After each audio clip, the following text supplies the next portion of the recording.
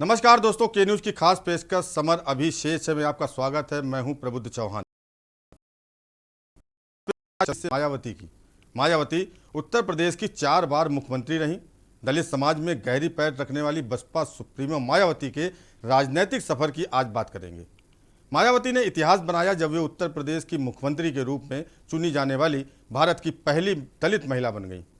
2012 में विधानसभा चुनावों में भारी हार का सामना करने के बाद उन्होंने मुख्यमंत्री पद से इस्तीफा दे दिया था।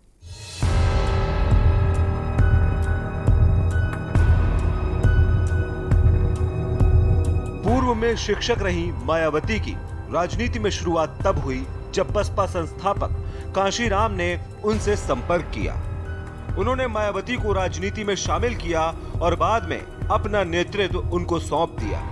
सर्वश्रेष्ठ मुख्यमंत्री के रूप में प्रख्यात होने के बाद मायावती को कुशल शासन और कानून व्यवस्था को बढ़ावा देने के लिए प्रशंसा मिली। मुख्यमंत्री के रूप में उनका पहला और दूसरा कार्यकाल अचानक समाप्त हो गया।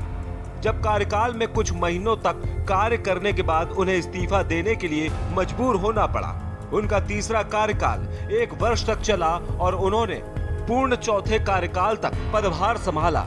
इस दौरान उनकी सरकार ने पिछली मुलायम सिंह सरकार के दौरान भर्ती हुए पुलिस अधिकारियों की भर्ती प्रक्रिया में अनियमितताओं पर एक बड़ी कार्रवाई शुरू की।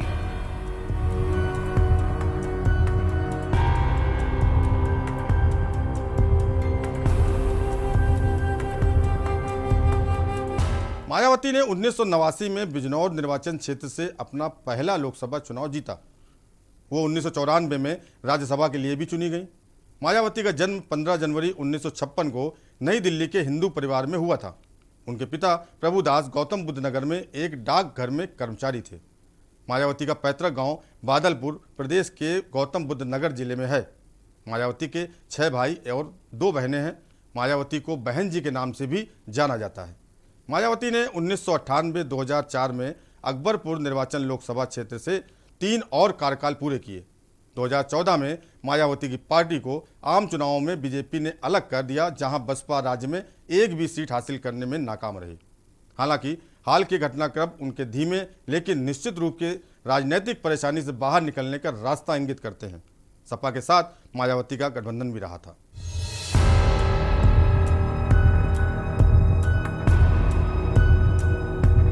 मायावती ने 1975 में दिल्ली विश्वविद्यालय के कालिंदी कॉलेज से कला में स्नातक किया। 1976 में उन्होंने मेरठ विश्वविद्यालय से बीएड और 1983 में दिल्ली विश्वविद्यालय से एलएलबी की पढ़ाई की। राजनीति में प्रवेश से पूर्व वे दिल्ली के एक स्कूल में शिक्षण कार्य करती थी। इसके अलावा मायावती भारतीय प्रशासनिक सेवा की परीक्षाओं के लिए अध्ययन भी करती थी। सन 1977 में कांशीराम के संपर्क में आने के बाद उन्होंने एक पूर्ण कालिक राजनीतिज्ञ बनने का निर्णय ले लिया। कांशीराम के संरक्षण के अंतर्गत वे उस समय उनकी कोर टीम का हिस्सा रही जब सन 1984 में बसपा की स्थापना हुई थी। मायावती सबसे पहले 1989 में बिजनौर लोकसभा सुरक्षित से संसद सदस्य निर्वाचित हुई थी।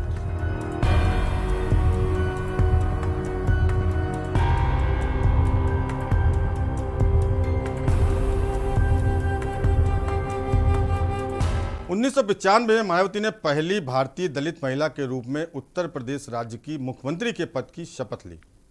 उत्तर प्रदेश की राजनीति में मायावती एक मजबूत स्तंभ है। मायावती के द्वारा उत्तर प्रदेश में मुख्यमंत्री पद का कार्यकाल 4 बार रहा। पहली बार मायावती 3 जून 1995 से लेकर 18 अक्टूबर 1995 तक प्रदेश की मुख्यमंत्री रहीं। इसके बाद 21 मार्च 1997 से 20 सितंबर 1997 तक सीएम रहीं। इसके बाद 3 मई 2002 से 26 अगस्त 2003 तक मायावती ने सूबे की कमान संभाली और चौथी बार मायावती 13 मई 2007 को सत्ता में आईं। कार्यकाल पूरा करते हुए 6 मार्च 2012 तक सूबे की कमान संभालती रहीं, लेकिन 2012 में उन्हें करारी हार का सामना करना पड़ा और प्रदेश में समाजवादी पार्टी की सरकार बनी। बादलपुर के लोगों ने सोचा कि जब हमारे गांव की बेटी उत्तर प्रदेश की सुपर चीफ मिनिस्टर है, अखबारों को पढ़कर सोचा इनके मुंह में पानी है। बहुजन समाज पार्टी की सुप्रीमो कही जाने वाली मायावती का राजनीतिक सफर उतना आसान नहीं रहा। प्रदेश के दलित समुदाय में अच्छी पैठ रखने वाली मायावती 4 बार उत्तर प्रदेश की मुख्यमंत्री बनी है। उत्तर प्रदेश की राजनीति में लंबे समय से अपना परचम लहरा रही बहुजन समाज पार्टी की राष्ट्रीय अध्यक्ष मायावती को इस मुकाम तक पहुंचाने के लिए बड़े पापड़ बेलने पड़े। बसपा सुप्रीमो मायावती का उत्तर प्रदेश की राजनीति में अच्छा खासा रसूख है। दिल्ली में LLB की पढ़ाई करने के साथ सिविल सर्विसेज की तैयारी में जुटी एक साधारण सी लड़की चंद्रावती का रुझान राजनीति की तरफ ऐसा हुआ कि देश में सबसे बड़े राज्य उत्तर प्रदेश की 4 बार मुख्यमंत्री बनी। देश में दलित राजनीति के दिग्गज नेता काशीराम से भेंट के बाद चंद्रावती के जीवन की दिशा ही बदल गई। ये साधारण सी लड़की चंद्रावती से उत्तर प्रदेश की राजनीति की दिग्गज हस्ती मायावती बनकर उभरी।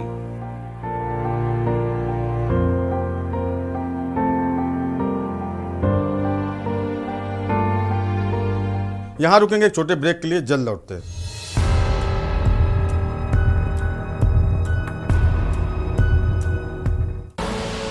आप देख रहे हैं के न्यूज, खबरों का सारथी।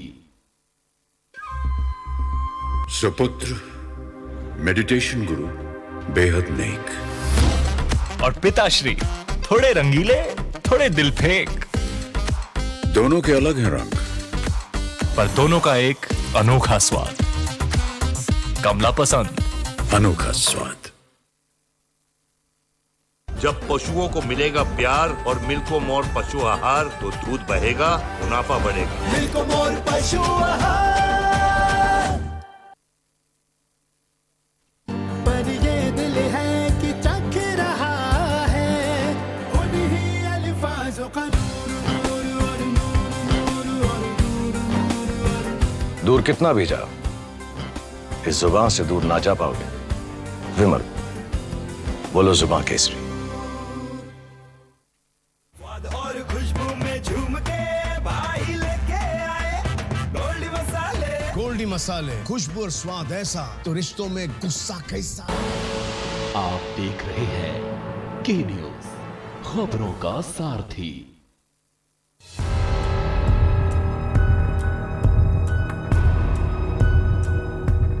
मायावती का असली नाम चंद्रावती था। इसी नाम से उनकी पढ़ाई लिखाई हुई थी, लेकिन जब वो काशीराम के संपर्क में आई और सक्रिय राजनीति में भाग लेने लगी, तब काशीराम ने उनका नाम मायावती रख दिया। प्रदेश के दलित समुदाय में अच्छी पैर रखने वाली मायावती का राजनीतिक सफर काफ़ी मुश्किलों भरा रहा। दिल्ली में नौकरी के दौरान मायावती का राजनीतिक सफर 1977 में शुरू हुआ। वो काशीराम के संपर्क में आई, वहीं से उन्होंने एक दलित नेत्री बनने का निर्णय लिया।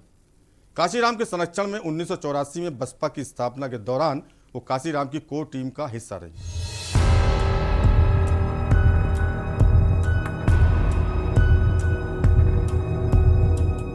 मायावती के पिता प्रभुदयाल भारतीय डाक तार विभाग के वरिष्ठ लिपिक थे। उनकी माता रामरती अनपढ़ महिला थी, परंतु उन्होंने अपने सभी बच्चों की शिक्षा में रुचि ली और सबको योग्य भी बनाया।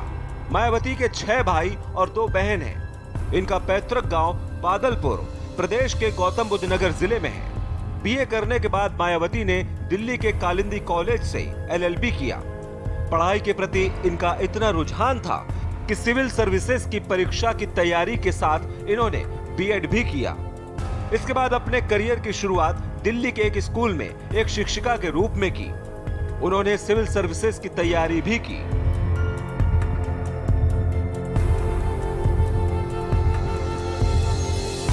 मायावती के कार्यकाल में उत्तर प्रदेश सरकार ने 2002 में आगरा में ताज हेरिटेज कॉरिडोर का निर्माण शुरू किया। देखते ही देखते पूरा प्रोजेक्ट विवादों में आ गया। इस दौरान मायावती को तमाम ज्ञापन, पर्यावरण विभाग के नोटिस, CBI के नोटिस और सुप्रीम कोर्ट के नोटिस मिले। उस समय के जाने माने दिग्गज दलित नेता काशीराम से जब चंद्रावती की मुलाकात हुई तो उनका जीवन की दिशा ही बदल गई। यही नहीं, ये साधारण सी लड़की चंद्रावती से उत्तर प्रदेश की राजनीति की एक दिग्गज हस्ती मायावती उर्फ बहन जी बनकर उभरी। इलाहाबाद में नैनी थाना क्षेत्र के बीडी वाली गली में एक ऐसा परिवार रहता है जो मायावती के राजनीतिक शुरुआती दिनों में काफ़ी करीब था। इस परिवार के एक सदस्य ने, जो अब इस दुनिया में नहीं है, स्वर्गीय सरवर हुसैन ने बसपा सुप्रीमो मायावती की एक दरोगा से जान भी बचाई थी, जो उनकी हत्या करना चाहता था। हालांकि सरवर हुसैन ने इस दुनिया को हमेशा के लिए अलविदा कह दिया। सरवर हुसैन ने एक मुलाकात में कई बातें मायावती से जुड़ी साझा की थी। सरवर हुसैन के मुताबिक मायावती के जेल जाने की कहानी शायद ही किसी को पता हो, लेकिन दिसंबर 1991 में वो नैनी सेंट्रल जेल में बंद रह चुकी हैं। मामला बुलंदशहर का था। वहाँ मायावती और एक डीएम के बीच मत पत्र देखने के लिए छीनाझपटी हुई और हाथापाई हो गई। इस मामले में माया को बुलंदशहर से इलाहाबाद के नैनी सेंट्रल जेल लाया गया था। स्वर्गीय सरवर हुसैन बताते थे कि जेल जाने के दौरान लखनऊ हाई कोर्ट में दिसंबर 1991 में मायावती की पेशी हुई थी। लौटते वक्त हम लोग लखनऊ पैसेंजर से इलाहाबाद आ रहे थे। रास्ते में सुबह 4:30 बजे ट्रेन प्रयागराज स्टेशन के पास खड़ी हो गई। साथ में चल रहे स्कॉट के दारोगा ने नीचे उतरकर पैदल चलने को कहा। रेलवे लाइन क्रॉस करते समय दारोगा ने मायावती की हत्या करने के इरादे से अपनी रिवॉल्वर निकाल ली। इसके बाद मायावती ने मुझसे कहा, सामने मस्जिद है, लोग इकट्ठा हैं, आवाज लगा दो वरना ये हमें मार डालेगा। ट्रेन के उसी कोच में सफर कर रहे आर्मी वालों ने दारोगा को खबरदार करते हुए कहा, गोली मत चलाना, जिसके बाद दारोगा गोली नहीं चला सका। हालांकि मायावती ने इस बात का जिक्र सरवर को लिखे खत में भी किया था। आर्मी वालों के कहने पर दारोगा डर गया। इसके बाद मायावती को रिक्शे पर बिठाकर पुलिस लाइन ले जाया गया। वहां मायावती ने दारोगा के खिलाफ शिकायत की। वे वहां से नैनी जेल आ गई और यहां भी दारोगा के खिलाफ 18 दिसंबर 1991 को जेल सुप्रिटेंडेंट को लिखित शिकायत दी थी। यहाँ रुकते हैं एक छोटे ब्रेक के लिए।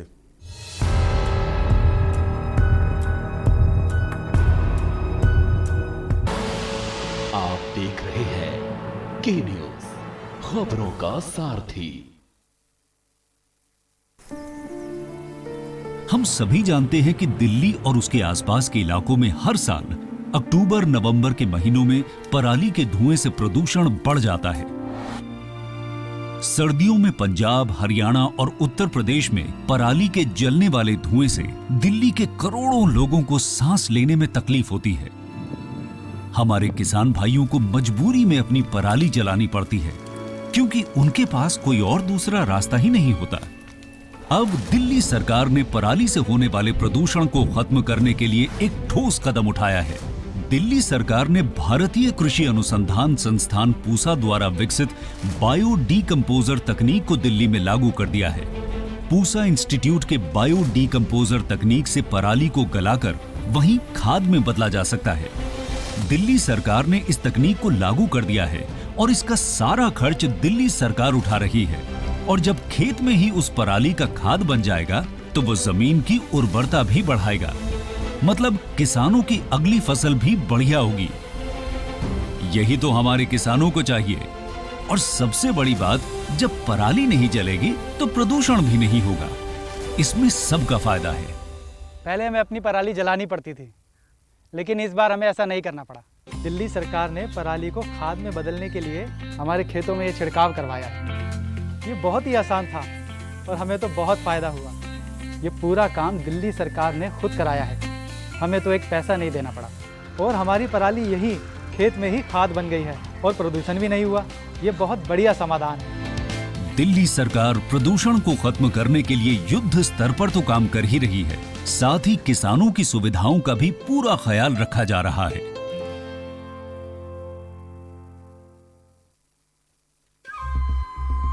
सुपुत्र मेडिटेशन गुरु बेहद नेक और पिताश्री थोड़े रंगीले, थोड़े दिल फेंक।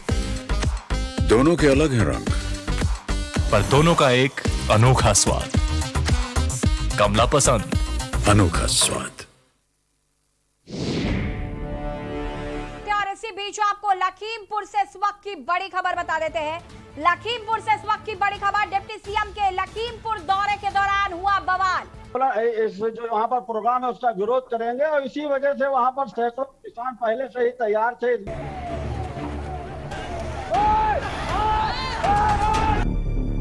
अगर उनके ऊपर कोई आरोप लगता है तो सियासत गर्म तो होनी ही है।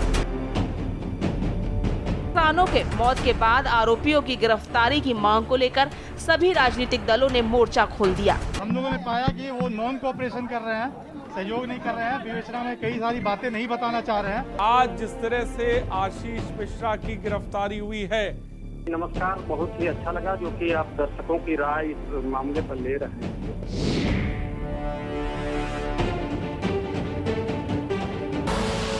आप देख रहे हैं के न्यूज, खबरों का सारथी।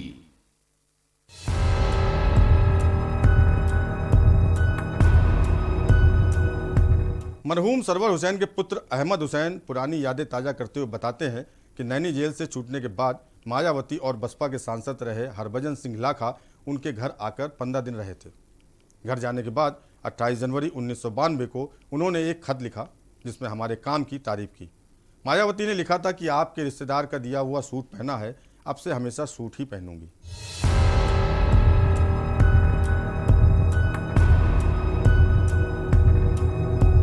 सरवर हुसैन के पुत्र अहमद हुसैन बताते हैं कि जब 1988-89 में काशीराम इलाहाबाद संसदीय क्षेत्र से वीपी सिंह के सामने चुनाव लड़े थे, तब मायावती और काशीराम तावसी होटल में रुकते थे। उनके लिए घर से भी खाना जाता था और वो जब भी यहाँ आती थी पिताजी उनके साथ लगे रहते थे। सरवर हुसैन के बेटे अहमद हुसैन बताते हैं कि मायावती जब पहली बार मुख्यमंत्री बनी थी तो लगा कि उन्हें हमारी याद आएगी, लेकिन ऐसा नहीं हुआ। इसके बाद हम लखनऊ आ गए। उनके ऑफिस में मुलाकात भी करनी चाहिए तो मिलने नहीं दिया गया। कई बार वहां जाता रहा, 1-2 बार मुलाकात भी हुई, लेकिन केवल आश्वासन ही मिला। मेरे पिता सरवर हुसैन अपने परिवार से ज्यादा पार्टी के लिए समर्पित रहे, लेकिन आज तक किसी भी स्तर पर कोई कामयाबी नहीं मिली। बीच में जो लोग पार्टी में आए और जिन्होंने कुछ भी नहीं किया, वो आज पार्टी के लिए सब कुछ हो गए हैं। हम जैसे समर्पित लोगों को मिलने नहीं दिया जाता है। हमारी बात बहन जी तक पहुंचाई नहीं जा रही है। नैनी इलाके बीडी मोहल्ले में उपस्थित हुआ हूं। ये बात एक सन 1991 की बात है, जब मायावती जो है मीशाबंदी थी, नैनी सेंट्रल जेल में बंद थी। उस दौरान यहाँ के बीएसपी कद्दावर नेता हैं कह लें या कार्यकर्ता कह लें, वो जो है सरवर अली जी हैं, जो कि काफ़ी सरवर हुसैन हैं, जो कि उनकी काफ़ी मदद किए थे मायावती की जेल में बंदी के दौरान। और जेल से छूटने के बाद 15 दिन सरवर हुसैन के घर पे भी रही हैं। आइए हम उनके लड़के जो हैं, बड़े लड़के हैं अहमद हुसैन, उनसे हम वार्तालाप करते हैं। वो हमें बताएंगे कि क्या वाक़या हुआ था। और आपके जो है पिता हैं सरवर हुसैन, काफ़ी उनकी मदद किए थे, और सीएम बनने के बाद क्या आपकी मदद हुई थी, उस वाक़या को आप बताइए हमारे चैनल मदद से। हमारे पिता मरहूम सरवर हुसैन मायावती के बहुत करीबी थे, यहाँ तक कि उस वक्त काशीराम का मिशन DS4 चल रहा था, बीएसपी बनी भी नहीं थी। हमारे पिताजी DS4 से जुड़े थे, फिर मायावती के संपर्क में आए जब बहुजन बन गई, तो मायावती जी हमारे पिता को मुंह बोला भाई और अपने परिवार का सबसे बड़ा भाई मानती थी कि आप हमारे सबसे बड़े भाई हैं। और उन्होंने अपने कई इंटरव्यू में बताया भी है कि आज हमारी ज़िंदगी बची है तो श्री सरवर हुसैन और 2 हरिजन कार्यकर्ताओं नैनी की बदौलत बची है, वरना हमको मीसा में ले जाते वक्त रास्ते में पुलिस द्वारा ही हमारा मर्डर कर दिया जाता। तो बहुत ऐसे वाक़या है, ये समझिए कि जैसे एक भाई और बहन का, बड़ा भाई और बहन का रिश्ता रहता है, मायावती जी से हमारे पिताजी का वैसा रिश्ता था। तो ये बताइए कि जेल से छूटने के बाद आपके घर पे वो कितने दिन रही हाँ, है? जेल से छूटने उस वाक़या को आप हमारे बताइए। घर पे लगभग 15 दिन थी जी। और आज मायावती जो सलवार सूट पहन रही है जी, वो सर्वप्रथम जो है हमारी माँ का उतारा हुआ सलवार सूट पहनी थी, और उसी वक्त कही थी सलवार सूट आपका पहनावा अच्छा है, और आज के बाद हम यही सलवार सूट मरते दम तक पहनेंगे। सलवार सूट ही पहन रही हैं वो। आपके पिताजी ने जो है मदद करी थी, उनकी बढ़िया से मदद करी थी। हाँ। भोजन भी पहुंचाया था जेल में। खुद। और उन्होंने चिट्ठी के माध्यम से भी काफ़ी मदद मांगी थी, जो कि वो लेटर के माध्यम से।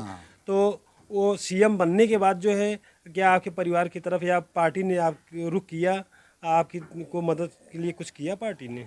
नहीं, सीएम बनने के बाद भी मायावती ने रुख नहीं किया कुछ। हम लोग 5 भाई थे, 5 बेरोजगार थे, हम ही स्नातक थे, और आशा थी उनसे कि सीएम बनने के बाद कुछ हमारी सेवा का हल उनसे मिलेगा। सन 1984 तक मायावती ने बतौर शिक्षिका काम किया। वे काशीराम के कार्य और साहस से काफ़ी प्रभावित थीं। 1984 में जब काशीराम ने एक नए राजनीतिक दल बहुजन समाज पार्टी का गठन किया तो मायावती शिक्षिका की नौकरी छोड़कर पार्टी की पूर्णकालिक कार्यकर्ता बन गई। इसके बाद मायावती का राजनीतिक सफर लगातार। सन 2001 में पार्टी के संस्थापक काशीराम ने मायावती को दल के अध्यक्ष के रूप में अपना उत्तराधिकारी घोषित किया। 2002-2003 के दौरान भारतीय जनता पार्टी की गठबंधन सरकार में मायावती फिर से मुख्यमंत्री चुनी गई। इसके बाद बीजेपी ने सरकार से अपना समर्थन वापस ले लिया और मायावती की सरकार गिर गई। इसके बाद मुलायम सिंह यादव को प्रदेश का मुख्यमंत्री बनाया गया। सन 2007 के विधानसभा चुनाव के बाद मायावती फिर से सत्ता में लौट आई और भारत के सबसे बड़े राज्य की कमान संभाली। मायावती ने अपने कार्यकाल के दौरान दलित और बौद्ध धर्म के सम्मान में कई स्मारक स्थापित किए। मायावती अपने शासनकाल में कई विवादों और घोटालों के आरोपों में जरूर रही हो, पर उनका राजनीतिक अभ्युदय सचमुच अद्भुत रहा है। एक सामान्य परिवार से आई दलित महिला ने ऐसा मकाम हासिल किया जैसा इस देश के इतिहास में कम ही महिलाओं ने किया है। विवादों की परवाह किए बिना मायावती के समर्थकों ने हर बार उनका साथ दिया और अपनी वफादारी साबित की है। मायावती ने दलितों के दिल में अपनी खुद की जगह बनाई है और दलितों में अपने प्रति विश्वास कायम किया। स्पेशल डेस्क के न्यूज इंडिया। तो देखा आपने किस तरह से एक दलित महिला ने सबसे बड़े प्रदेश पर राज किया और दलितों की एक बड़ी नेता के रूप में सियासत में अहम किरदार निभा रही हैं। समय अभी शेष है कि खास पेशकश में फिलहाल इतना ही। अगले शनिवार रविवार रात 9 बजे फिर हाजिर होते हैं ऐसी ही सियासी शख्सियत के साथ। तब तक के लिए इजाज़त दीजिए और बाकी देश दुनिया खबरों के लिए देखते रहिए के न्यूज़ इंडिया। नमस्कार।